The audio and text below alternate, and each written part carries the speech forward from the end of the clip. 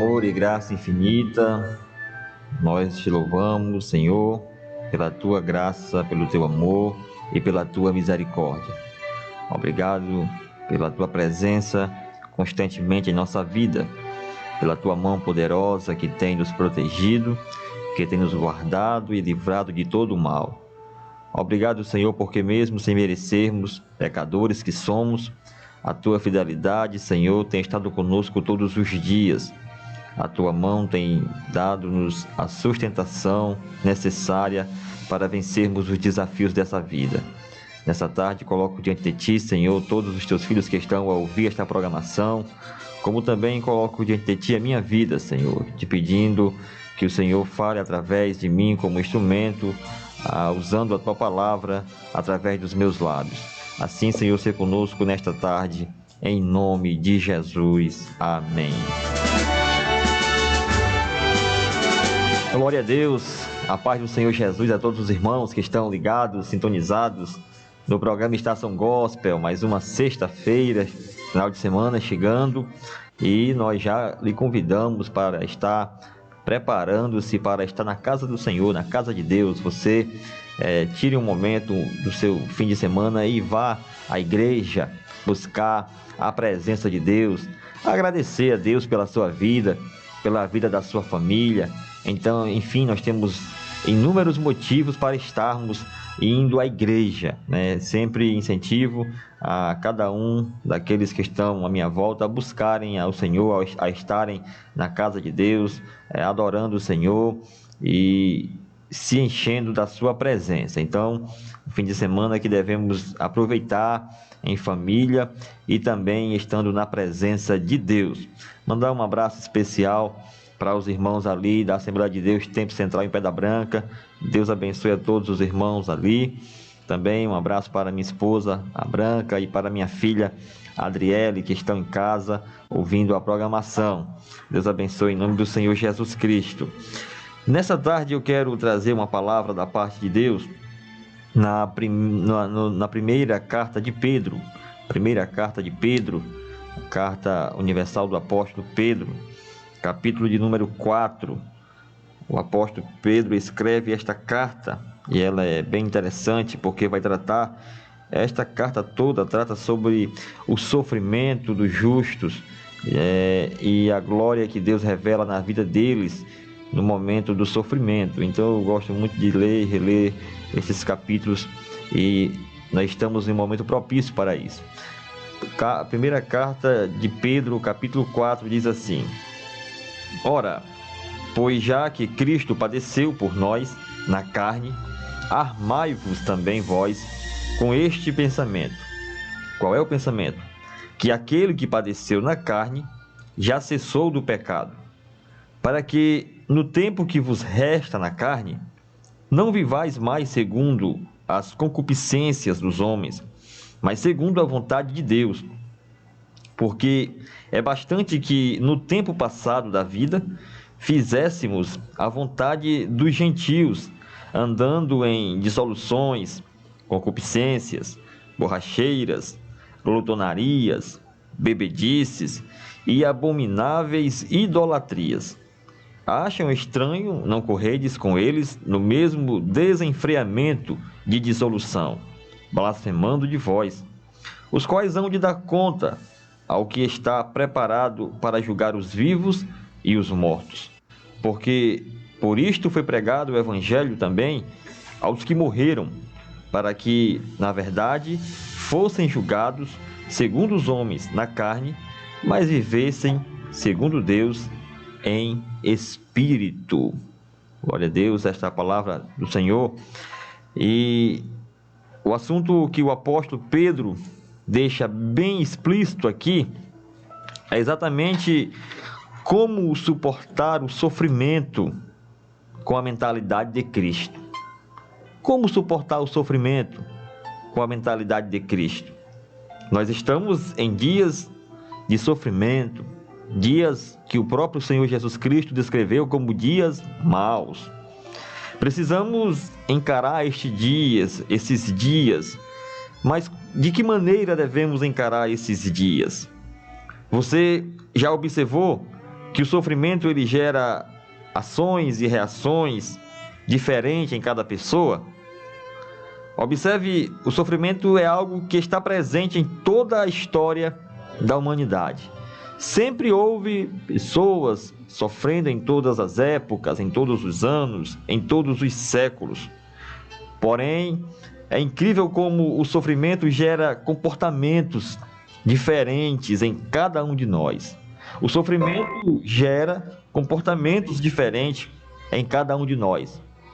A Bíblia é um exemplo bem claro disso, porque na Bíblia, na palavra de Deus, há vários exemplos de homens e mulheres de Deus que sofreram e tiveram reações e ações diferentes um dos outros. Por exemplo, diante do sofrimento, Jó teve a reação de amaldiçoar o dia que nasceu.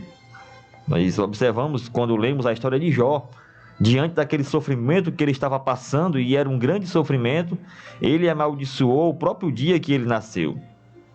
Outro personagem bíblico que podemos trazer para aplicar nessa questão do sofrimento, Davi. Davi, diante do sofrimento do adultério que ele cometeu, ele teve uma reação de pedir perdão a Deus. O sofrimento gerado no seu coração pelo adultério praticado levou Davi a se prostrar diante de Deus e pedir perdão ao Senhor pelo que ele tinha feito. Diante do sofrimento, Neemias, ao observar o seu povo sofrendo, pediu a Deus que houvesse uma restauração da sua pátria. E Deus ouviu. Observe que também Neemias estava sofrendo por conta do seu povo. Diante do sofrimento da paixão de Cristo, nós temos algumas reações dos seus discípulos. A primeira reação que nós podemos observar foi a de Judas. Diante do sofrimento de Cristo, Judas não suportou e o traiu. Diante do mesmo sofrimento da paixão de Cristo, Pedro o negou. E diante do sofrimento da paixão de Cristo, Tomé duvidou da ressurreição do Senhor Jesus. Então observe que nós, como seres humanos, temos ações e reações diferentes umas das outras diante do sofrimento, que é imprescindível, que todos nós passamos pelo sofrimento. Uns reagem de uma maneira, outros reagem de outra maneira. Quem não lembra do caso de Paulo e Silas na prisão? Eles estavam sofrendo, acorrentados, amarrados ali no cárcere, mas diz que diante daquele sofrimento, Paulo e Silas, ao invés de murmurarem, eles cantavam louvores a Deus. Olha o que o sofrimento gerou no coração, na vida de Paulo e Silas. Gerou um momento de gratidão e louvor ao Senhor. Mas qual deve ser o nosso comportamento diante do sofrimento? Qual deve ser o nosso comportamento diante daquilo que é tão ruim, o sofrimento que nos atinge? Pedro vai trazer para nós aqui alguns conselhos e nós devemos colocar em prática na nossa vida para que assim nós possamos suportar o sofrimento, suportar o dia mau, com a mentalidade que Cristo nos deu. Que assim como Cristo padeceu diante dos seus algozes, e a palavra de Deus diz que ele, como uma ovelha muda, não abriu a sua boca, nós também devemos nos espelhar em Cristo para suportar os sofrimentos e assim nós saiamos vencedores desses momentos tão difíceis. Mas o nosso comportamento diante do sofrimento fica bem explícito aqui no capítulo 4 da primeira carta de Pedro, que nós lemos nesta tarde. Diz assim o texto: ora, pois, já que Cristo padeceu por nós, ou seja, já que Cristo sofreu por nós, ele sofreu por nós na carne. Pedro está nos dando um argumento, uma base para fortalecer, para enaltecer a razão de nós sofrermos e sabermos sofrermos da maneira correta. Ele diz: ora, já que Cristo sofreu por nós, e ele sofreu na carne, então, diante deste argumento, desta realidade que Cristo viveu, armai-vos também vós com este pensamento. Ou seja, nós devemos nos armar.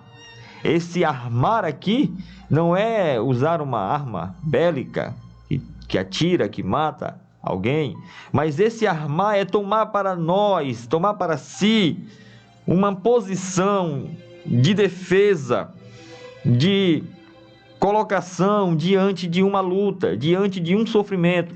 Nós devemos ter uma posição já bem definida diante do sofrimento que se estabelece na nossa vida. Ele diz: ora, se Cristo sofreu, padeceu por nós, então tomamos como exemplo o modelo de Cristo. Tomamos como perfil, como meta, aquilo que Cristo viveu. Se ele sofreu por nós na carne, então nós devemos nos armar com este pensamento, que é: aquele que padeceu na carne, já o pecado não tem mais domínio sobre ele. Não que Cristo haja pecado ou que o pecado tenha dominado a Cristo, mas aqui o que o escritor está dizendo é: se Cristo na carne suportou as tentações que vieram sobre ele, e nós sabemos que Cristo foi tentado, aquela tentação de 40 dias no deserto. Agora, só que Cristo, diante daquele sofrimento, daquela tentação, ele não cedeu àquela tentação. Ele resistiu, por mais que aquilo lhe tenha causado grande sofrimento. Mas ele na carne venceu. Ele venceu o pecado. Então Pedro vai dizer isto para nós: a nossa primeira atitude diante do sofrimento é nos armar, é nos brindar, é nos fortalecer, é nos posicionar. Quando nós falamos de arma, vem à mente a leitura de Efésios capítulo 6, do 10 ao 18, que vai falar sobre a armadura de Deus. Que Paulo vai nos ensinar a tomar toda a armadura de Deus, para que possamos resistir no dia mau, para que possamos ficar firme contra toda a astuta cilada de Satanás. Porque o sofrimento, em partes, é causado em nossa vida pelas nossas ações, por nós mesmos, pelas nossas decisões equivocadas. Mas em partes também, o sofrimento vem ocasionado pelo diabo, que vem para matar, roubar e destruir. Seja contra a carne, seja contra o diabo, nós devemos estar armados com a armadura de Deus, a armadura espiritual. E ele vai trazer uma relação lá, que depois você pode até ler em casa. É o capacete da salvação, a espada do Espírito, a preparação do evangelho da paz, a oração. Tem lá uma relação de armas espirituais que nós devemos nos armar com elas, para que assim possamos resistir no dia do sofrimento. Se estivermos desarmados, seremos presa fácil para as circunstâncias do sofrimento que virão contra a nossa vida. Se estivermos desarmados, seremos presa fácil para o inimigo da nossa alma, que é o diabo, que lança flechas inflamadas contra nós e nos acertarão se não estivermos com o escudo da fé para nos defender dos dardos inflamados do maligno. Então Pedro está falando sobre isso. Como vencer ou como nos comportar diante do sofrimento? Arme-se da armadura de Deus, vença a sua carne e vença consequentemente o pecado. Vença o diabo, resista ao diabo na fé e ele fugirá de vós. Mas há um segundo comportamento que nós devemos ter, que é aproveitar o tempo que nos resta na carne para fazer a vontade de Deus. Como nós temos aproveitado este tempo que o Senhor nos deu? Este tempo que nós temos de vida, que é tão pouco. O homem diz o profeta, se eu não me engano, o profeta Isaías, que é como a flor da Eva, que nasce, cresce, murcha e logo se esvai. Então nós devemos aproveitar o tempo que nos resta na carne, Paulo diz que remino o tempo, porque os dias são maus. Ou seja, aproveitando o tempo oportuno que Deus nos dá, porque os dias são de sofrimento. Como nós temos aproveitado o tempo que nos resta na carne? A segunda maneira de nos comportarmos diante do sofrimento é aproveitando este tempo que nos resta na carne, e aqui na carne não é no sentido de viver no pecado, praticando o desejo da carne, mas é no sentido de viver no corpo físico. Este tempo que nos resta neste corpo físico, nós devemos aproveitá-lo fazendo a vontade de Deus. Fazendo a vontade de Deus. É o que está explicitado no versículo de número 2. Para que no tempo que nos resta na carne, não vivais mais segundo as concupiscências, ou seja, segundo os desejos dos homens, mas segundo a vontade de Deus. O tempo que nos resta na carne, que nos resta nesse corpo que Paulo chama de tabernáculo. Quem conhece um pouco da história do Antigo Testamento vai entender que o tabernáculo era uma tenda que os israelitas montavam e desmontavam no deserto. Era um acampamento provisório. Era algo passageiro e efêmero, porque eles estavam de viagem para a terra prometida. Então eles não tinham casas, tinham um tabernáculo. Montavam aquele tabernáculo, aquela tenda por um dia, 2, desmontavam novamente e seguiam viagem. Assim é o nosso corpo físico. Paulo compara ele como sendo um tabernáculo, algo que é montado aqui nessa terra, mas que logo será desmontado, porque Pedro diz que nós somos peregrinos e passageiros nesta vida. A nossa morada não é aqui. Então, nesse tempo que nos resta na terra, neste corpo carnal, nós devemos aproveitá-lo para fazer a vontade de Deus. Faça a vontade de Deus. Irmão Adriano, qual é a vontade de Deus para a minha vida? Primeiro, a vontade de Deus para a sua vida é que você o adore em espírito e em verdade. Porque foi para isto que você e eu fomos criados, para adorar a Deus em espírito e em verdade. Porque nós somos a imagem e a semelhança de Deus. E fomos criados com o propósito de adorar ao Senhor, de servir ao Senhor. Segundo, nós devemos aproveitar esse tempo que nos resta na carne para fazer a vontade de Deus, que é boa, perfeita e agradável. A vontade de Deus é que nós venhamos a viver o seu reino, as suas promessas, vivamos para pregar o Evangelho, para difundir a mensagem da cruz, para anunciar o ano aceitável do Senhor. Devemos aproveitar esse tempo. O tempo passa muito rápido, e se nós não fizermos nada, chegaremos diante de Deus com as mãos vazias. Como iremos nos apresentar diante do nosso Senhor? Aquilo que Ele nos deu de talentos para usarmos na sua obra. O que temos feito com os talentos que o Senhor nos deu? Há uma parábola na Bíblia Sagrada que o Senhor Jesus conta dos talentos, que a um Ele deu 5 talentos, a outro Ele deu 3 e a outro Ele deu 1. E eles, o que receberam 5, 4 talentos, eles granjearam esses talentos. E eles ganharam outros talentos, mas aquele que recebeu apenas 1 talento, pensou consigo mesmo, eu vou enterrar esse talento porque só recebi 1 talento. Ou seja, não aproveitou o tempo que Deus deu a ele para conquistar outros talentos com aquele talento que ele recebeu.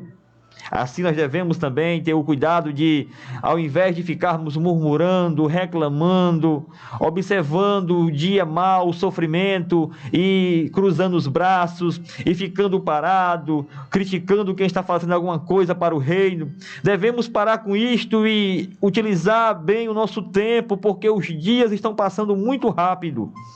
Os dias estão se findando. O noivo está voltando. E como nós iremos nos apresentar diante dele? Então nós devemos nos comportar dessa maneira, aproveitando bem o tempo que nos resta na carne. Mas há um terceiro comportamento que Pedro vai nos ensinar aqui, diante do sofrimento. Ele vai nos ensinar que nós devemos dar um basta às práticas do passado. Olha o versículo de número 3. porque é bastante, ou já é suficiente, basta que no tempo passado da vida, vocês faziam a vontade dos gentios. Qual era a vontade dos gentios? O comportamento. Andavam em dissoluções, em concupiscências, em borracheiras, em glutonarias, em bebedices e abomináveis idolatria. Paulo relembra o passado de alguns que agora eram novas criaturas e diz: vocês precisam dar um basta, se desatrelar do passado. Agora, como nova criatura, todas as coisas se fizeram novas na vida de vocês. As coisas velhas passaram e tudo se fez novo. Então não estejam mais atrelados, não estejam mais ligados ao que já passou. Por incrível que pareça, nós temos a tendência de vivermos presos ao passado, mesmo depois de convertidos, depois de salvos na pessoa de Cristo. A nossa carne, o nosso eu, sempre, vez por outra, quer nos puxar para trás, para o passado, quer nos remeter a lembranças passadas e nos fazer ficar presas a ela. Nesta tarde, o Senhor Jesus nos ensina na sua palavra que nós devemos dar um basta nas práticas do passado. Se você, antes de conhecer a Cristo, se você mentia, agora você não mente mais. Se você era alguém que odiava, agora você não odeia mais, agora você ama. Se você vivia uma vida dissoluta, agora você tem uma vida e um caráter ilibado. Nós devemos nos desapegar àquilo que está lá no passado. Se vez por outra venhamos a lembrar do passado, mas é só para lembrar o que éramos e o que Cristo fez em nós, a transformação de vida, e agora sermos uma pessoa totalmente diferente. Pedro vai dizer aqui: olha, vocês não precisam dar um basta no passado, porque vocês faziam coisas que eram abomináveis diante de Deus. Vocês cometiam os desejos da carne, vocês viviam em bebedeiras, vocês viviam em banquetes e se entupindo de comidas e glutonarias, em bebedeiras, em vícios e em idolatrias, adorando a deuses falsos, a deuses pagãos. Vocês faziam tudo isto que desagradava ao Senhor, que era abominação diante de Deus. Agora não, vocês não fazem mais isso. Então, diante do sofrimento, não queira retornar às práticas antigas, porque é uma das nossas características como ser humano, quando estamos sofrendo, é achar que Deus nos abandonou. E se Deus me abandonou, então eu vou voltar a fazer tudo o que eu fazia antes. Lembra de Pedro, quando traiu Jesus? Quando Jesus foi crucificado, o que foi que ele disse para os discípulos de Jesus e seus amigos? Ele disse: eu vou pescar. Está lá em João capítulo 21. E os outros disseram: vamos contigo também.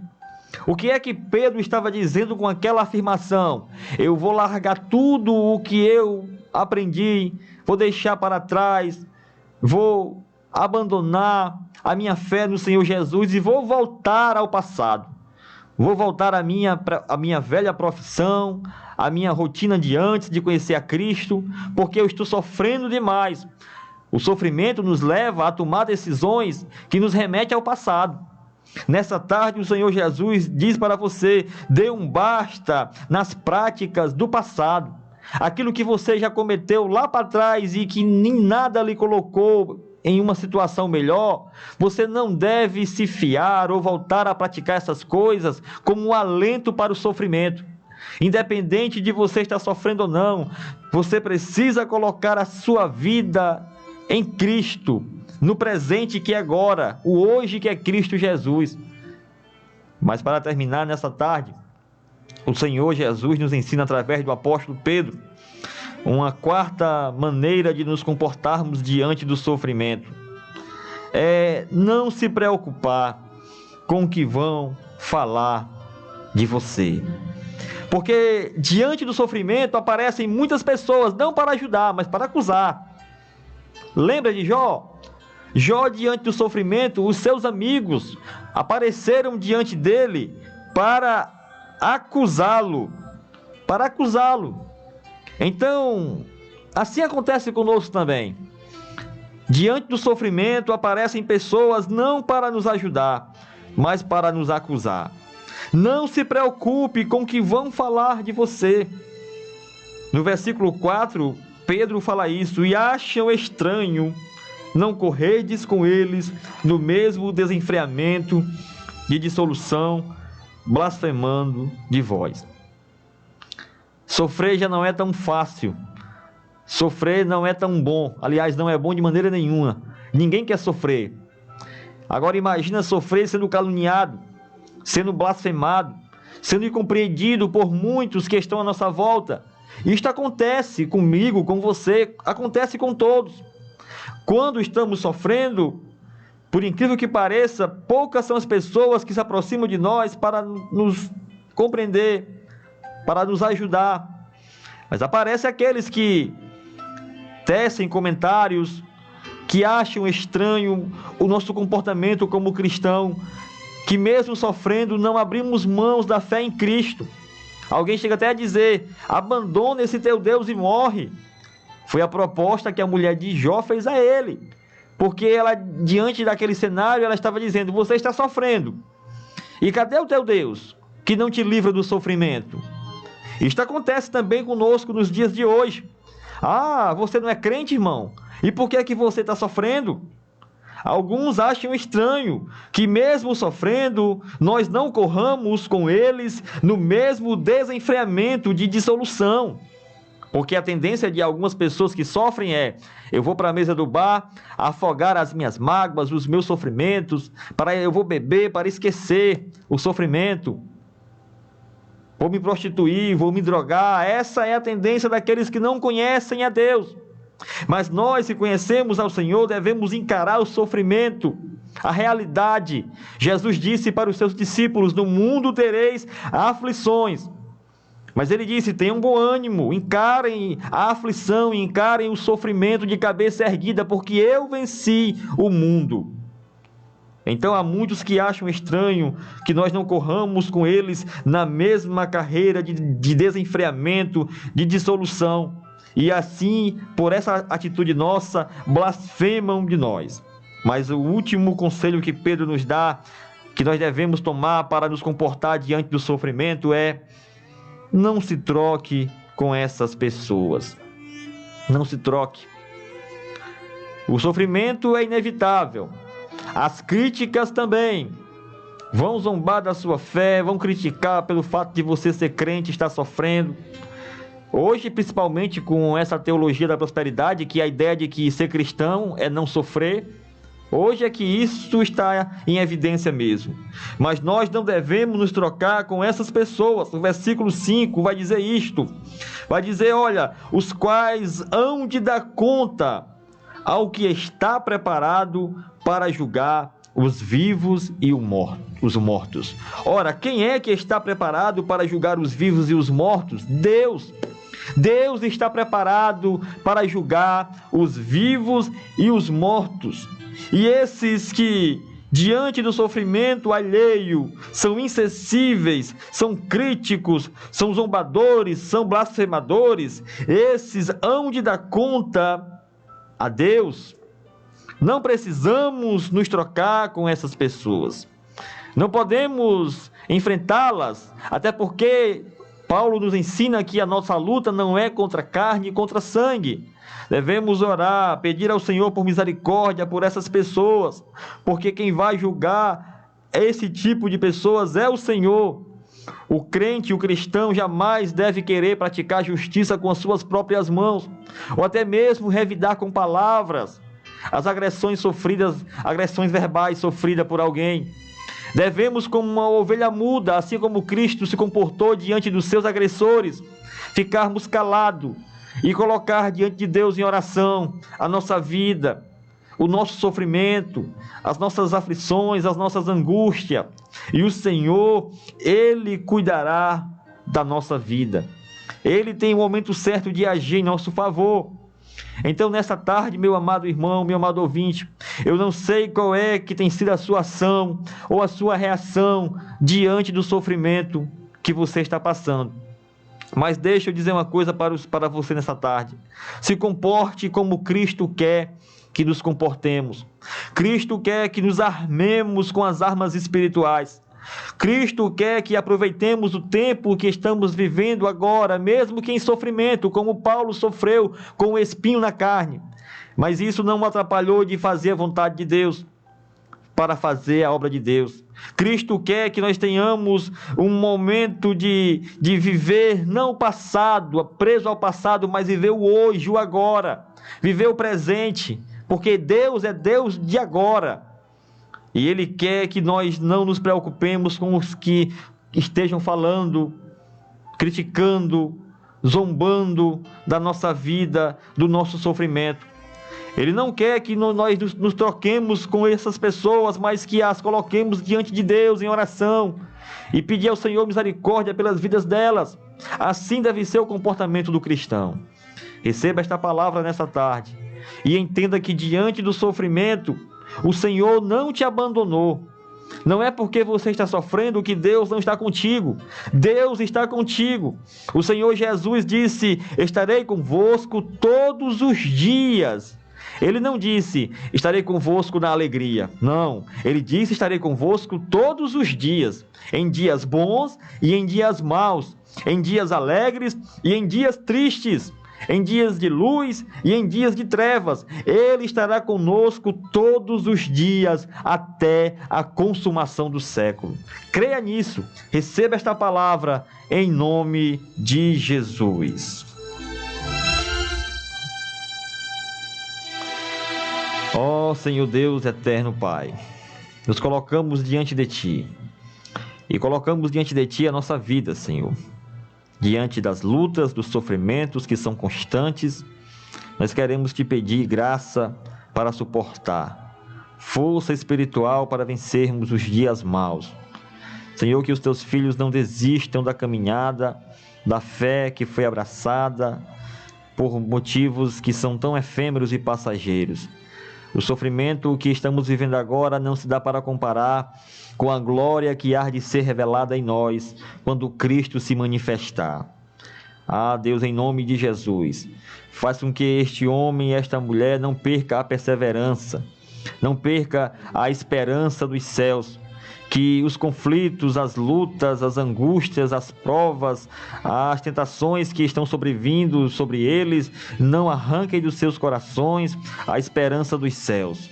Fortalece-os na graça, fortalece-os na Tua palavra, que eles a cada dia, Senhor, reconheçam a necessidade de estarem buscando a Tua presença, se enchendo do Teu Espírito, Senhor, resistindo aos dias maus, porque em breve, dentre pouco tempo, o Senhor Jesus Cristo voltará para buscar os seus, e subiremos para os céus, e estaremos para sempre com o Senhor, e o Senhor mesmo enxugará de nossos olhos toda a lágrima. Então assim, Senhor, que esta palavra seja uma palavra de confronto e de conforto para os corações dos Teus filhos, porque a Tua palavra tem este poder, Senhor, de nos confrontar e de nos confortar. Que esta palavra, a cada dia, ela fale aos nossos corações, alimente a nossa alma, fortaleça o nosso espírito e nos prepare para a vinda do Teu Filho amado Jesus Cristo, Pai. Esta é a nossa oração, em nome de Jesus, em nome de Jesus. Amém.